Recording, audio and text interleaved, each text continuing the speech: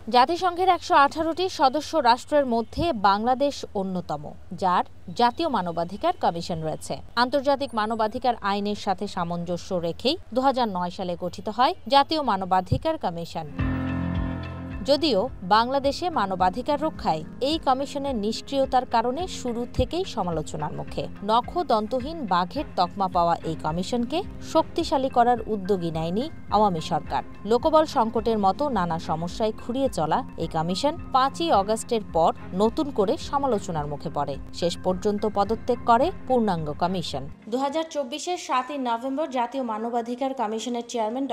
কামাল উদ্দিন আহমেদ সহ ৭ সদস্যের কমিশন পদত্যাগ করে। ৯ মাস পেরিয়ে গেলেও মানবাধিকার সংরক্ষণের যেই কমিশন গঠন করার কথা, সেটি এখনও গঠন হয়নি। জাতীয় মানবাধিকার কমিশনের যেই সচিবালয় রয়েছে, তারা নিয়মিত কার্যক্রম চালিয়ে যাচ্ছেন, তবে মানবাধিকার নিশ্চিতের বিষয়টি এখনও অনিশ্চয়তায় রয়েছে। এরপর কমিশনের চেয়ারম্যান নিয়োগে কোনো পদক্ষেপ নেয়নি অন্তর্বর্তী সরকার। যদিও এই বছরই বাংলাদেশে জাতিসংঘের মানবাধিকার কার্যালয় খুলতে ৩ বছরের সমঝোতা করেছে সরকার।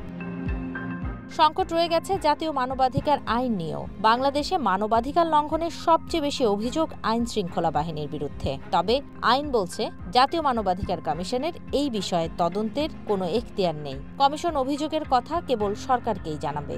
যদিও আইনের সংশোধনী প্রস্তাবে বাদ দেওয়া হয়েছে এই বিতর্কিত বিষয়টি। সাবেক এই মানবাধিকার কমিশন চেয়ারম্যান জানালেন, আইনের সীমাবদ্ধতা ও মন্ত্রণালয়ের নির্ভরশীলতা এই দেশে মানবাধিকার নিয়ে কাজ করার প্রধান বাধা। আইন শৃঙ্খলা বাহিনীর কোনো লোক, কোনো সদস্য যদি কোনো রকম অন্যায় করে, সেই ক্ষেত্রে আমরা সবারটা করতে পারবো, আইন শৃঙ্খলা বাহিনীর যদি আমরা তদন্ত করতে পারবো না। বলছে, ভদ্রভাবে বলেছে, সেই ক্ষেত্রে আমরা সরকারকে জানাবো। আইনটা এত দুর্বলভাবে করেছে, তাদের কাছে আমরা সরাসরি কোনো অভিযোগ নিতে পারছি না। র্যাব এসে যে আইন শৃঙ্খলা বাহিনীর সদস্যরা এসে যে নিয়ে যায়, পার্টিকুলারলি র্যাবই বলি আর কি, তারা যে তুলে নিয়ে যায় মানুষকে, হার্ট ফেল করে মারা গেছে অথবা এরকম তারা একটা রিপোর্ট দিয়ে তারা চালিয়ে দিত। এটা আমরা যেটা বলেছিলাম যে আমাদের রিপোর্টে ছিল ২৪ ঘন্টা বেশি রাখতে পারবো না, আর ধরে নিয়ে যাওয়ার সঙ্গে সঙ্গে তার আত্মীয় স্বজন তাদেরকে জানাতে হবে। বাংলাদেশের বর্তমান অবস্থান থেকে উত্তরণেও বাধা বিদ্যমান আইনের কমিশন গঠন প্রক্রিয়া, আর এর জন্য তিনি দায়ী করলেন সাবেক আইনমন্ত্রীর সদিচ্ছার অভাবকে। যেটা মন্ত্রী বলছে যে এইটা আমাদের আন্ডার কনসিডারেশন আছে, সেগুলোকে আমরা খুব চাপ দিয়ে বললাম, সেগুলো যে যেগুলো আন্ডার কনসিডারেশন বলেছেন, এগুলো আপনাদের পালন করা উচিত বলে আমরা মনে করি মানবাধিকার কমিশন। কারণ আপনার বিশ্বে যদি আপনি মানবাধিকার কমিশনের বিশ্ব সদস্য হয়ে থাকতে চান, জাতিসংঘের মেম্বার হিসেবে আপনার থাকবেনই, তো থাকতে হলে পরে আপনাকে এটা পালন করতে হবে, এটা মানতে হবে। গত ১২ই নভেম্বর বিদ্যমান আইনের সংশোধনী খসড়া প্রস্তাব জমা পড়ে আইন মন্ত্রণালয়ে। তবে এর পরিবর্তন বা মানবাধিকার কমিশন গঠন নিয়ে এখনও নেই কোনো উদ্যোগ। যদিও জাতীয় সংসদ ভেঙে যাওয়ায় চেয়ারম্যান নিয়োগে আইনি জটিলতা এড়াতে এই নিয়ে দরকারি পরিবর্তনের অনুমতি দেন রাষ্ট্রপতি। আইনজীবীরা বলছেন, জাতীয় মানবাধিকার কমিশনের নিষ্ক্রিয়তা বাংলাদেশের মানবাধিকার নিয়ে উদ্বেগ বাড়িয়েছে আন্তর্জাতিক অঙ্গনে। যে কারণে এই দলীয়করণ করার কারণেই কিন্তু মানবাধিকার কমিশনটা একেবারে ফাংশন করতে পারেনি। আর এখন তো নভেম্বর মাস থেকে তারা তাদের সদস্য নেই, চেয়ারম্যানও নেই, কিছুই নেই, মানে পুরোপুরি ডিফাঙ্কড একটা অর্গানাইজেশন হয়ে গেছে।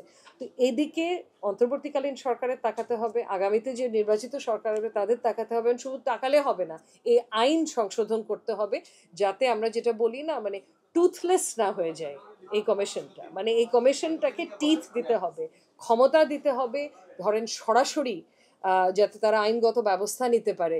মানবাধিকার কমিশনের মতো প্রতিষ্ঠানটিকে স্বাধীনভাবে কাজ করার ক্ষমতা দেওয়ার তাগিদ দিলেন human rights and piece for বাংলাদেশের চেয়ারম্যান আইনজীবী মনজিল মোরশেদ। কমিশন, মানবাধিকার কমিশনটাকে যে সংবিধানে অন্তর্ভুক্ত করে সাংবিধানিক পোস্ট হিসেবে স্বীকৃতি দেওয়া, সেইটাই তো করা হয় না। তো এখানে তো ওনাদের রাজনৈতিক দলগুলোর মতো সেই ঐক্যমতই তো নাই।